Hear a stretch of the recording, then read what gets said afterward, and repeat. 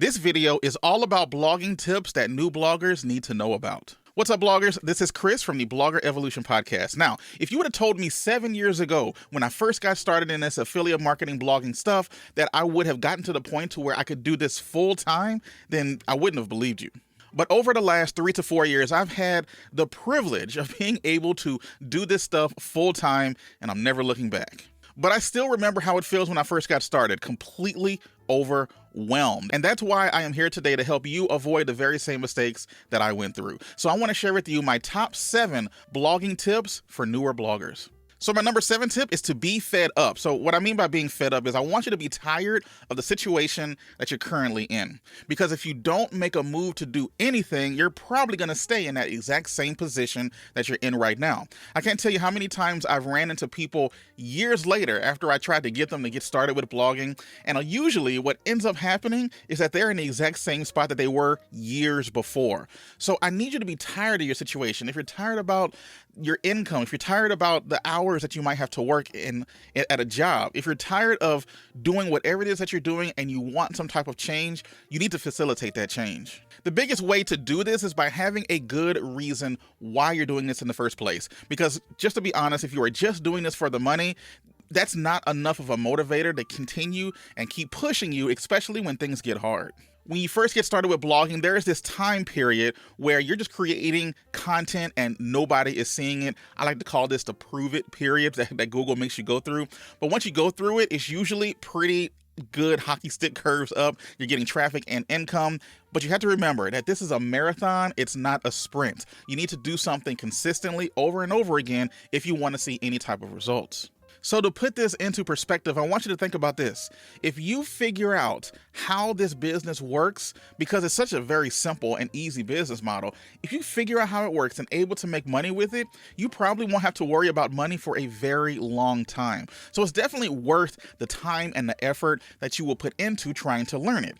It's a new industry. Anytime you try something new, there's going to be bumps along the road as you're trying to figure it out.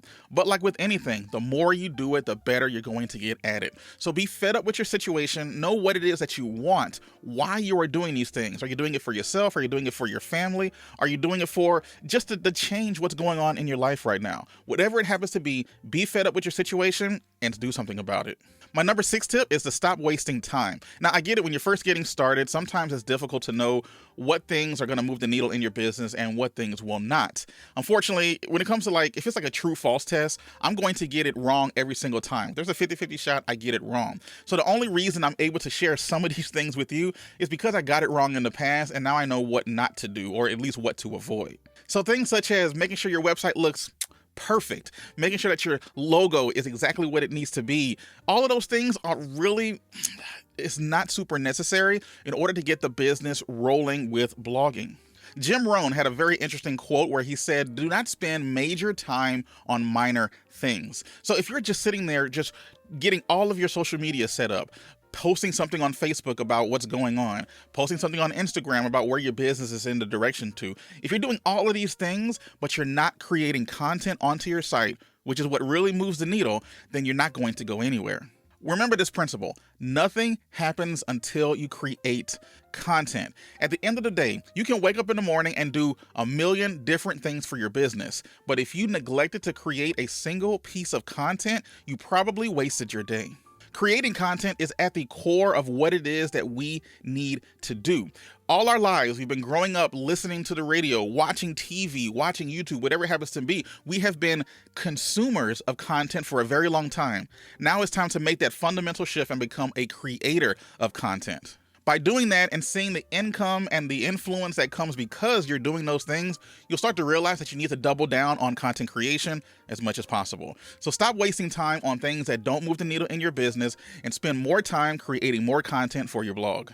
The number 5 tip is to stay inspired with success stories. So because there's this time period that you have to create content where very few people are going to see it and you just seemingly are creating this content for yourself, you need to be able to see the goal ahead of you. You need to be able to understand that what I'm doing is going to actually produce the result that I'm looking for. But if this is your first time building a blog and you've never done it before and you have no idea what to expect when you put content out there on Google, then sometimes it can get a little disorienting and make you want to concentrate on things that aren't going to move the needle in your business. So what I want you to do is to concentrate on success stories on the outside. The one thing that I like to do is listen to podcasts. All the time, I'm always having some type of podcast in the background playing with someone else who's already a few steps ahead of me or a lot of steps ahead of me, and seeing what they've been able to do, like analyzing what it is that they're talking about and how they're doing it. It's so cool because if I tried to call somebody and say, hey, tell me all of the tricks that you use to get your blog to make $100,000 a month or something, and they might not want to tell me, or I'm gonna have a hard time getting them on the phone, right? But for whatever reason, if you just say, hey, why don't you, show up on a podcast and tell me everything, they'll do it. So because of that, listen to the free advice that they have. Don't get too distracted with every single thing that they say, but understand that what you're doing is working and that there is light on the end of the tunnel. So try to also join a community. Find some people that you can talk about this type of business with, because usually your family and friends, they're totally not going to understand what it is that you're trying to do. When we're building blogs is not traditional at all. It's not go to college, get a job, and work for someone for the rest of your life. This is something that we need to do for ourselves. And if we see other people doing it and enjoying their lives and putting in the hard work and actually seeing some type of benefit from it, then we need to see those examples so that we can continue doing it as well. Always remember, you are the average of the 5 people that you hang out with, and consider the people that you hang out with, those people on the podcast. Figure out where else they've been on podcasts. If you find a favorite person, sometimes I'll stumble across a brand new person that I've never heard before, but I see that they are having success. So what I'll do is I'll Google their name and see what other podcasts they've been on. And usually you can get every single little nugget and tidbit that they use to build their blogging businesses. And then I can find a few tips that I can add to my own. The number 4 tip is to please respect the 80-20 rule. Now, the 80-20 rule can be applied in various different ways, but the way I want you to apply it here is when it comes to creating your content, you need to stop being a perfectionist. The content does not need to be 100% perfect in order for you to post it on the internet. And I know it's difficult because a lot of people are always saying the content's got to be great if you want it to rank online. It needs to be perfect. It needs to be amazing. No, it doesn't. It needs to be at least 80% of the way, and then you can spend your time working on another article and continue moving forward. The reason why this is the case is because there is what's called a point of diminishing returns, where the amount of time it takes you to get an article from 0 to 80, and then the amount of time to get that article from 80 to 100, usually it takes much longer to get that article from 80 to 100 as it does to get that article from 0 to 80. So instead of spending all of the extra time just to squeeze out that extra 20%, use that time to create another article and get it from 0 to 80 faster. The cool thing about blogging is it's very different than posting a YouTube video. This video is going to be like ingrained. I can't change this video after I've created it. But with blogging, I can go back to an old article and change it up year after year after year, or something needs to be updated or something needs to be referenced. I can go back to an old article and change it. So always remember, older articles can be changed regardless of how old they are.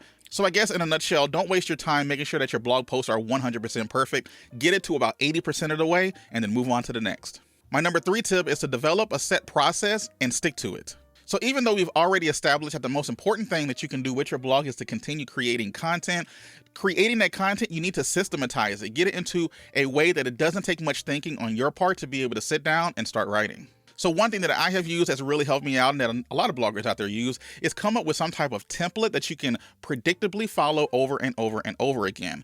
The technical term for this would probably be something like an SOP, or a standard operating procedure, something that is written down that you can follow and say, okay, this is what I need to do. This is the procedures or the instructions that I need to follow to do it. Doing that really cuts down on the amount of time and brain energy that it takes to get things done. Once you develop the process that works for you, this is a process that you need to develop, but once you get one that works for you, at that point, then you'll start to notice that the fatigue that it takes to be able to write an article isn't as taxing because you actually have a standard procedure to follow. Usually what we do doesn't require that many types of variations in terms of blog posts. You might have a review post. You might have one that answers a question. You might have an interview or a buyer's guide or something like that. But you can probably break it down into about 4 or 5 different types of blog posts that are going to go on your website. So create a template for each and every one of them. And when you get ready to write some content, grab that template and start writing. This also makes it a lot easier once you get into the habit of hiring writers to be able to write the content for you, because there's already a set of procedures for them to follow. The number 2 thing is to don't be scared. There is a real thing out there about being scared about succeeding and wondering, well, what am I going to do if this actually works? Don't worry about that. Just go ahead and continue the process. That's just us getting into our own minds and talking to ourselves and getting us to the point to where we end up not making a move and again, staying stuck where we currently are when we really want to move. One way that combats this is back to our number 7 tip, was to be fed up. So be desperate in the situation that you are and be willing to step out of your comfort zone a little bit to be able to make something happen. That's the only way things are going to change. Always remember that we are our worst enemy. There's always going to be competition out there. In fact, if there isn't competition out there, I might want to question whether or not I should start a website in this particular space. If you see competition out there, that lets you know that there is money to be made, and all you got to do is just find your way in. Even highly competitive niches have cracks everywhere if you know how to do the keyword research the right way. Just yesterday, I was helping out a student of mine on how to do keyword research for her health site. And health is extremely competitive. But the reason that the competitiveness is there is because there's a lot of money in the space if you're able to find a way in. So we just needed to figure out how to find the right keywords, and she was really struggling with it. But once we sat down, we niched down, we figured out what it is we were trying to promote, and then reverse engineered from there. We found a dozen keywords for her to go ahead and start going after and start getting content on her site sooner rather than later. So don't be afraid of competition. Don't be scared to move forward. Don't be scared of success. Just try it and see what happens. And my number 1 tip for newer bloggers is to draft. And what I mean by drafting is usually if you're in a race car or you're cycling and you get directly behind somebody, the air changes or something, and you have less resistance as you're going up because someone is in front of you taking the brunt of the force. Usually if you are just riding all by yourself and have all of the resistance coming against you, you have to work like 50 or 75% harder because of the resistance that's coming. But if you draft behind somebody else, that cuts that by an astronomical amount. I don't know the exact numbers and I apologize, but the idea there is find someone who is having the success that you would like to have, make sure that you research them, make sure that you trust them, and draft behind them. In fact, there was one guy that I started to follow, and I literally built my website as closely as he was saying to build it. And as a result, I ended up having that website completely kicked off of Google.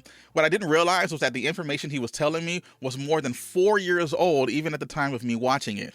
And you can't do that. You need to be able to find things that are working now. And you do that by sticking with people who you know are creating the content that you would like to create and having the success that you want to have. Follow through them, follow their tips, figure out what they're doing and what you can do to adapt it to your blogging business. Now, I don't claim to be an expert, but I just like to share what I've been doing with my blogging business. And if you want to see some of the things that I have been doing, be sure to go check out the case study right there where I am building a site and trying to flip it to over $100,000 in the next 12 months.